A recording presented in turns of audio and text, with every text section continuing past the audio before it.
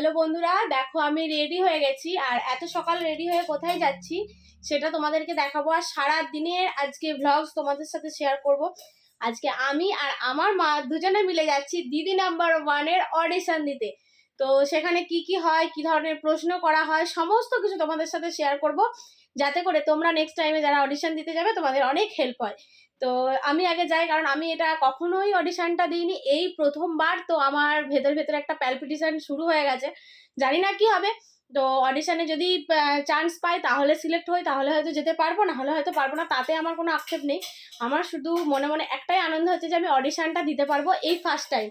তো আমি থাকি কামারপুকুরে, আর কামারপুকুর রামকৃষ্ণ দেবের এখানে ভিএসবি ক্লাব আছে। তো ভিএসবি ক্লাবে আজকে কিন্তু দিদি নাম্বার 1-এর আজকে কিন্তু অডিশন চলছে। তো আমি যাচ্ছি, আমার মা যাচ্ছে, দোনো যাচ্ছে, আর আমার বড় মেয়ে যাচ্ছে। তো আমরা চারজনই আজকে অডিশন দেবো।